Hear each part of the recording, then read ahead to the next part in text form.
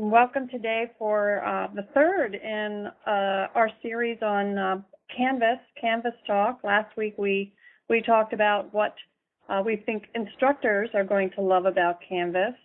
Today we're going to take a gander at what we think your students are going to love about this tool. My name is Deb Maddock, and I'm one of the instructional support people here in Learning Technologies. And I'm also teaching a course using Canvas as a support structure, and I do in fact really love the environment, and I've had good feedback from my own students. I'm helped today, at least in terms of videotaped testimonials by two students, Tim Say and Marianne Varkiani, who are going to share with you some of the things that they really have come to love about Canvas.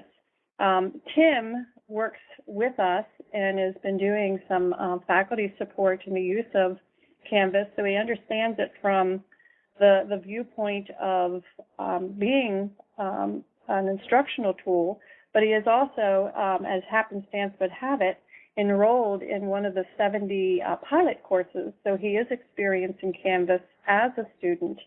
And Marianne also works with us, and she has been playing just about all roles that there are in Canvas to experience them and to help us document them and understand how the different roles interact within a course space. And she's also come to really love a number of features about Canvas. So what you're going to see are a couple of little vignettes. You may need to play with the volume on your sound a bit, depending upon the day and the location that the students were making some of their little videos. Some of the audio is a bit better than the other. And I will say I have to give great props to both of them because both of them were sick last week. And hopefully you don't hear it too much in their voice, but they really went above and beyond the call of duty in doing this work for us. But first, just a couple of things. I had polled our pilot faculty and asked them to ask their students to come up with, after just 2 or 3 weeks, what really stands out in terms of the student view of Canvas. And a couple of things that Tim and Marianne will discuss today will feed back to these, particularly the idea of notifications and the great flexibility students have with being able to determine how and where they're notified, and the idea of sort of a global access to a calendar and to their assignment information without having to be in any particular course space, and the access to grades.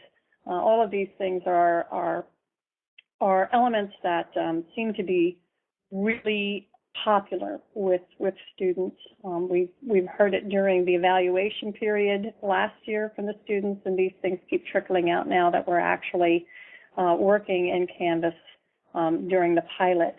So I'm going to talk first here. I'm going to first allow our students to tell you a little bit about what they like about the navigation and the actual course tools that are available in Canvas. And when this next slide comes up, there will be a still of a video that you just click on and it will start to play. I've also provided the URL to the YouTube position of this video. If you feel like you need to see it a little bit larger, you can always copy and paste that URL into another browser window and view this in this way. So I'm sure we're moving on at the right time. If you are moved to do so when this comes up, you can certainly give us some comments on what the students say or ask any questions you might have, and then just submit your ideas in the little submit button, and we can look at those. And there'll be 6 things that we're looking at that these students have come up with. So I'm going to give you, I think this one goes about 1.5 minutes, and I'll give you some time to just click on this and view it yourself, and then we can chat about it a bit if you have any questions. One of Canvas's blessings in disguise is the consistency of its course tools. At first glance, the inability to rename the tools seems inconvenient. However, as we will see, leaving these tools untouched makes it much easier for students to navigate their courses. Here, we have a traditional Blackboard course. The students complete assigned coursework provided in the assignments folder, which seems simple enough. Let's take a look at another course. Notice how the ability to rename content area folders can be problematic. The instructor for this space has created multiple folders like assignments and homework that seem to suggest they contain the coursework for the class. However, this material is actually located in the exercises folder. Given that our previous class listed all coursework to be submitted in a folder labeled assignments, it's easy to see how students could get confused when navigating between Blackboard course spaces. Now, let's look at Canvas. In Canvas, course tools always correspond to the names they are assigned. For example, the People tool always lists the registered members for a given course. Likewise, the Chat tool always navigates the user to the class chat room. As you can see, Canvas course tools may be placed at different positions of the course toolbar at the left, but no matter their placement, they will always perform the same function as their cousins in other Canvas course spaces. With the consistency of Canvas course tools, your students will be able to spend less time searching and more time studying. Thanks for watching.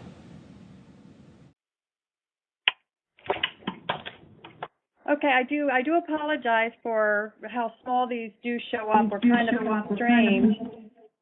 We're kind of constrained by the way we can embed these little videos in a Wimba Live Classroom window. So I really wanted to make sure that everybody got what Tim was saying about that consistency. Some of the feedback we initially got from some of our pilot faculty was a bit of a sense of frustration that they didn't have the flexibility with the look of the menu items, or even what the naming of the navigational menu items happens to be in Canvas. But from the student perspective, they seem to like that consistency, so that they'll know what to expect in each course they go into. Maybe all of those navigation elements may not be visible on the menu if an instructor is not making use of certain tools. But if they click on a tool that says assignment, they know that they're getting to the assignments associated with the course. And I think that's kind of a valuable feedback. There is a question here. It says, when will we be able to access the Canvas site? We do have a good deal of information about the migration plan available at blogs.umd.edu/elms. We will start the migration of winter and spring term content in the middle of October, and at that time, people will start to be able to get access to Canvas and start working with their course spaces. More information about that would be available in that migration plan. Let's see, Wayne, you say on my screen I could click on the YouTube expansion. Okay, so that's another good way of getting it to go just a little bit larger. So now we want to talk a little bit about another feature, the recent activity feature. And this is actually a feature that's available to both instructors and students, but from our student perspective, they really loved it.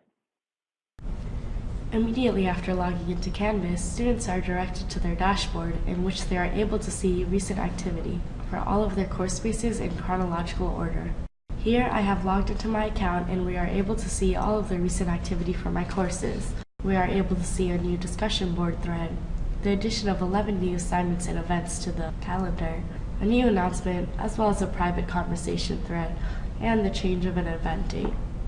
And it's extremely convenient because I have the option of responding to the discussion board thread straight from the homepage, simply by clicking Add a Comment.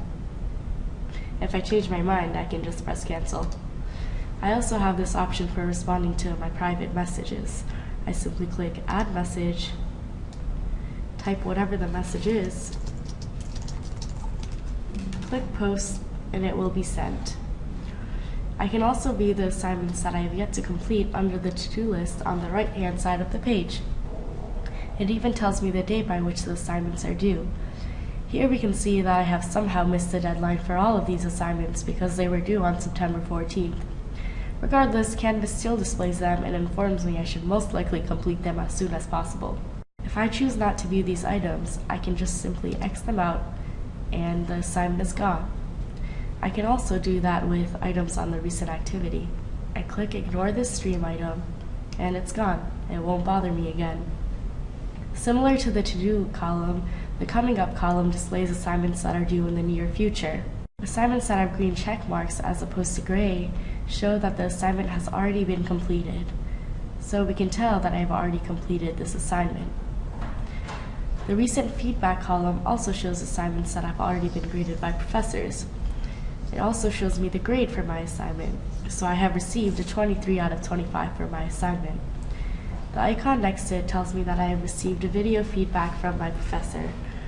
All in all, the homepage is extremely accessible because it displays everything important as soon as students are logged in. And I do have to apologize. The very end of Marianne's discussion, I think the last 2 or 3 words in her sentence got cut off on the editing floor, but hopefully you're able to follow what she was discussing there. Okay, yeah, it is a very user-friendly environment, and actually, when an instructor logs in, the first thing an instructor sees when logging into Canvas is also a communication stream with the to-do list and the upcoming events list. So the interface is somewhat similar. The question on if you delete the thread, can you get them back? That's something we will have to investigate. I do not know. I believe when setting up a discussion, an instructor may have the ability to sort of safeguard whether or not a student can take back something they submit to discussions, but I have not spent enough time there yet to say that for certain. I don't know if any of my colleagues who are also logged in here have any greater experience in the discussion board. But I think the moral of the story here is that, you know, a student does not need to go into a specific course space in order to get to the discussion board of that space in order to contribute a post to a thread that has already been posted by someone else. And a lot of times the students like that. They seem to like not having to drill down if they don't have to. But I think that's a good thing for us to test as we are starting to create our training on these various facets of Canvas. And obviously some of the training will revolve around the discussion board area. That's something we'll definitely be looking into, so it's a good question. All right, the next feature that Tim particularly likes is the global calendar. So we'll go ahead and take a look at that. Wayne, in answer to your question, I think sorting and filing on student submissions will happen in the class, not at that course activity level. For students looking to keep their classes in order, Canvas's new Global Calendar feature is the perfect organization tool. The reason the calendar is global is because it contains information from all of a student's Canvas courses. This information is linked to the course's syllabus, as we will see shortly. Assignment items in Canvas are automatically linked to the syllabus for each course. As you can see, there's an assignment item with the due date of September 20th entitled The 1-Minute Paper, Week 2. In the calendar, you can see that on the square for September 20th, there is a calendar item that corresponds to the assignment we just saw. Events and assignment items will be published with the color that matches the appropriate course at the right. Additionally, users can add personal events as calendar items.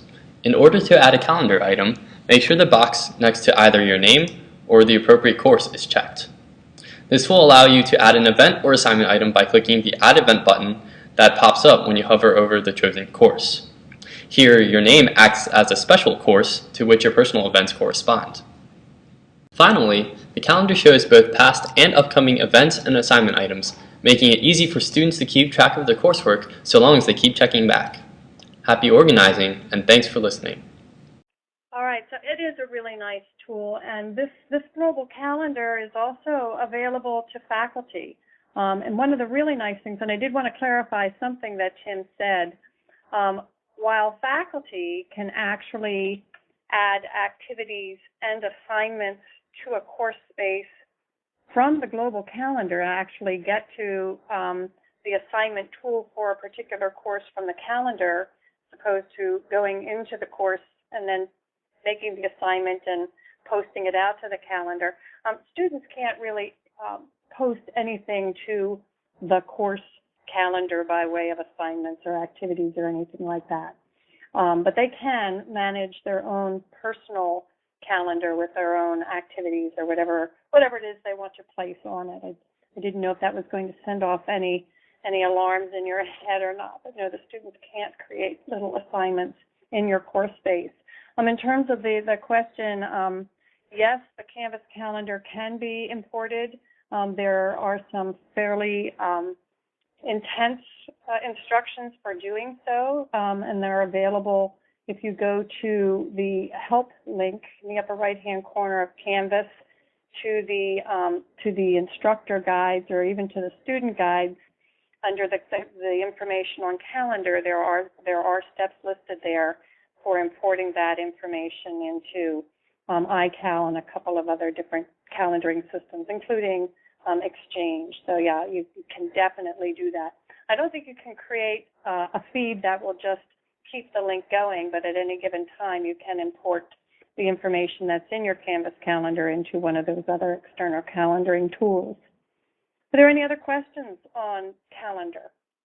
Before we move into probably what I have seen so far for faculty, the most contentious of the features. Students love it, faculty aren't too sure, and that's the idea of the flexible notifications.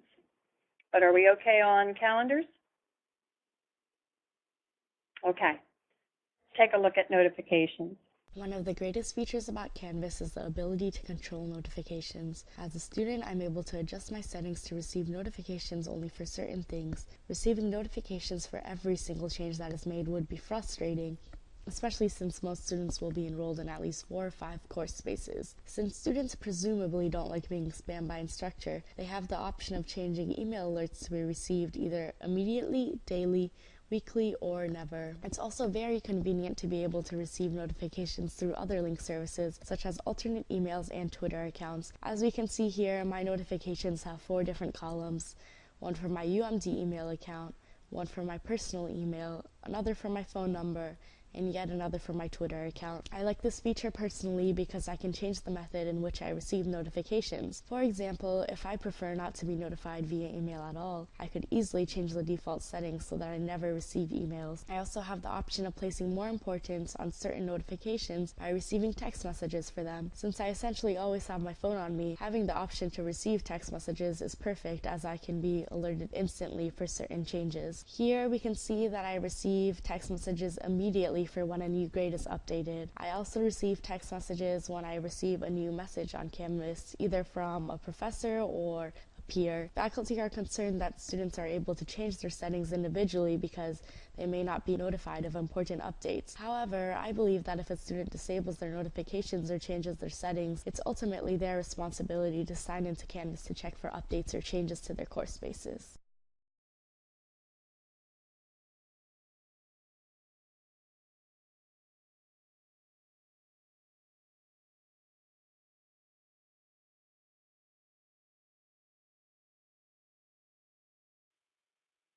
Oops, sorry, I meant to push talk to tell you I was going to publish in 10 seconds, but I pressed publish instead, and I do apologize if any of you were actually writing a response to this. Thoughts about the notifications, and faculty also have the same ability to set up several different email addresses if you want certain kinds of communication going to one email and other kind going to a separate email address. Or if you too are a fan of getting everything as a text on your cell phone, you can set these same notifications and the same frequency notifications as well.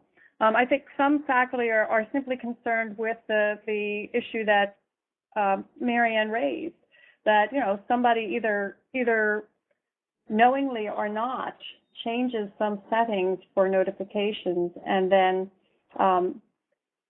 perhaps they set something to only receive a notification once a week as opposed to immediately or in a digest form once a day. and so they miss a critical deadline. I think the important thing to know is that all of these notifications, while the tool is meant to send them out from the course space, the same information is available to the student when they come into the course space. And some of the information is also just available in that communication stream, the recent activity information that Marianne spoke of a couple of videos ago. So there's a variety of ways to get the same communication information, communicating out not only messages, but also pushing out the fact that you have posted a new assignment or posted grades. Students have the ability to say, I want to know about that here and with this frequency. And so the students really like that. And I think it's just going to take some getting used to faculty, because the faculty won't control where the students get the notifications and how often. That is an individual choice for each student. So I think one of the things that we as an organization supporting this will want to do is make sure that there is good documentation available, particularly on that feature, to students as we go forward in production with this tool. Questions? Helene, you say, can you control what you get where and how? Yes. But you can't really control it by course. No, this is, at this point, this is still global settings for your interaction with Canvas itself, not on a course-by-course basis. That's a good question. All right, 2 more features.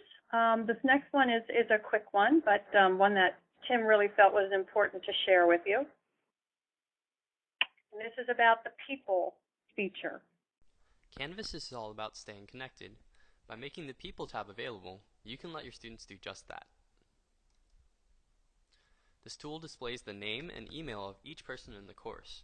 Course members are divided into students, teachers, TAs, etc. to make finding the person you wish to message easier. Course members can also choose to upload a profile picture to help link names to faces. I've already used the People tab several times to collaborate for group projects. It's especially helpful when your class is just starting and you don't know anybody yet. Once you navigate to your target person's page, you have the option of messaging them through the Canvas inbox. Simply click on the gray speech bubble. Making the People tool available is an excellent way to get your students connected. They may not thank you for it, but they'll definitely love and use it.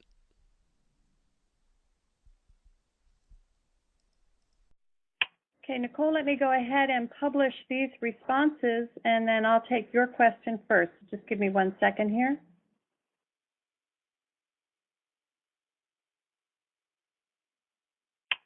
Nicole, do you want to speak? If to do so, just click on the talk button, or you can type in the chat box in the lower left-hand corner. Hi, can you hear me? Sure can. I just wanted to know if this is something that we have to enable for our students to use, or if it's automatically enabled. I just do a lot of group projects in my classes, and so it'd be great to have something like this. Just want to make sure I set it up right for them. That People tool is automatically available. Whether you choose to make it visible to the students is up to you. And to follow on to what Tim says, it's not actually a collaboration tool itself, but it's a good introduction tool, particularly when if you have a large class and students don't even know who they are. If they go out to People, they'll be able to start to put names to faces and get email addresses. And as Tim pointed out, through that then at least establish a first communication through the Messages tool.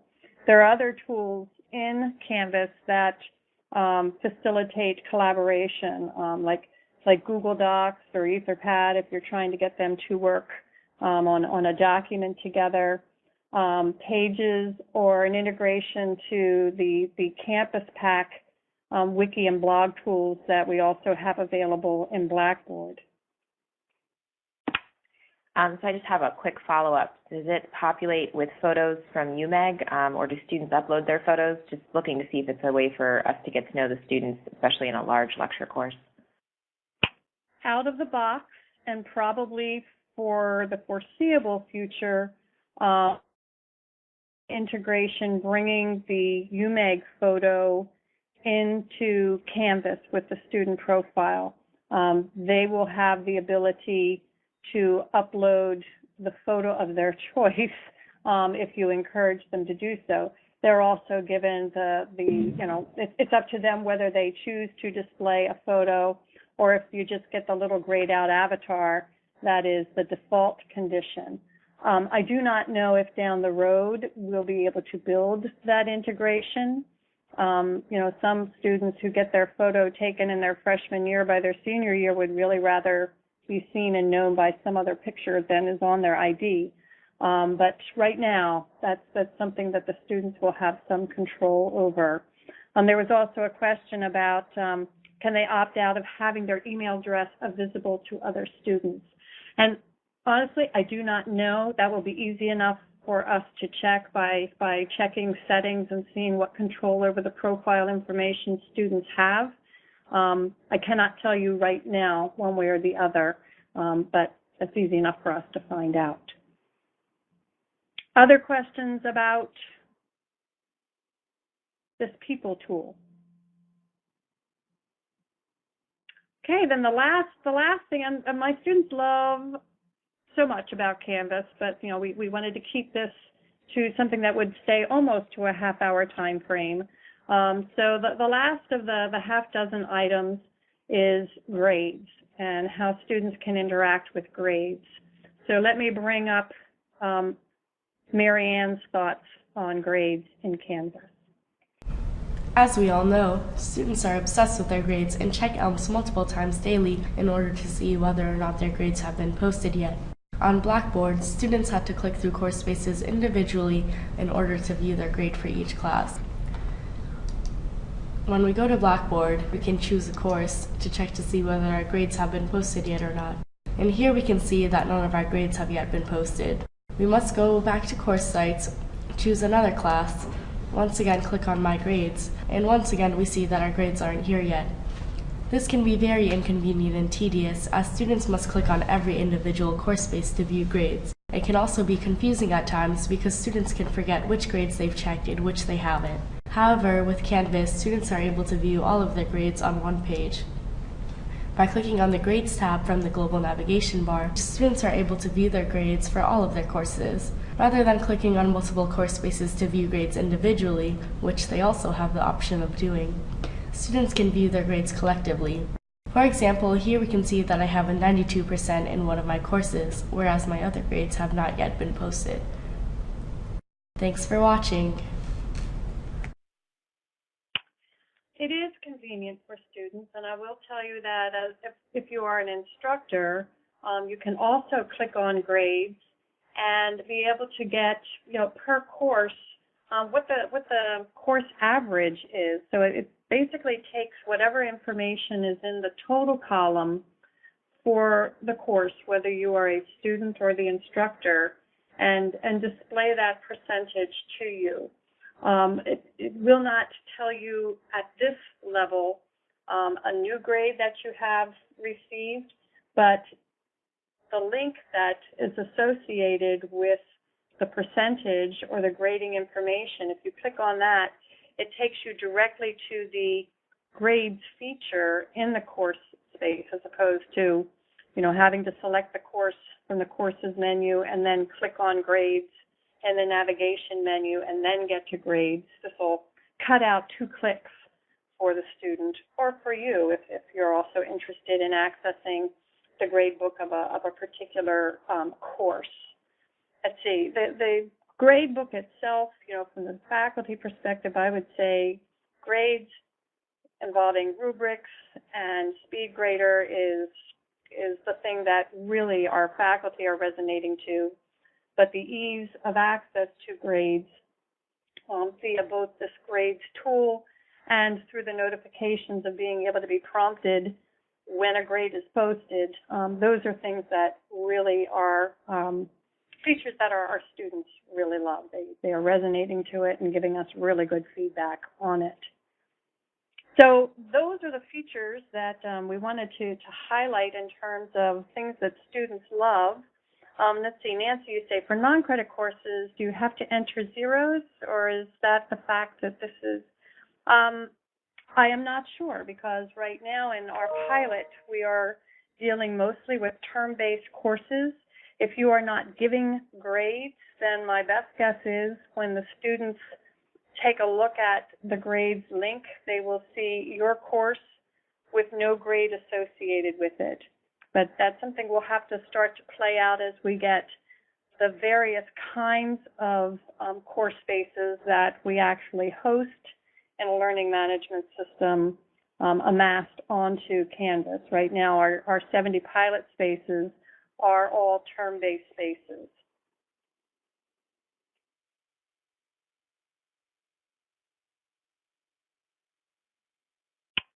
Okay, well, I want to thank you for your time today. I'm going to hang out here for a little bit and answer any questions that might occur to you. Remember that if you have questions about Canvas, you can contact us at nextgenelms@umd.edu. And the latest news about what we're doing in Canvas, including the migration plan, is available at blog.umd.edu/elms. And when really important things are about to happen, we will be sending email to elms-um. And most of you, if you are already Blackboard course owners, you're already on that list and you already hear from us anyway. But also want to let you know that next week's webinar, we're going to step away from Canvas for a couple of weeks, and next week we're going to be featuring another new tool that we're supporting because, we love to take on lots and lots of new tools, is Qualtrics, which is an enterprise version survey and feedback tool. And so we're going to be talking about that a bit next week for you. So any questions that you might have?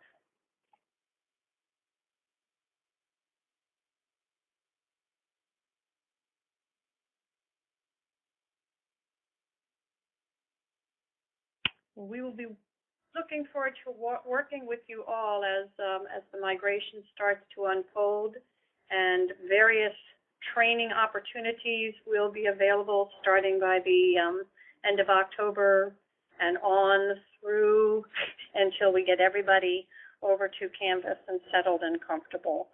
So we're looking forward to working with you and your students.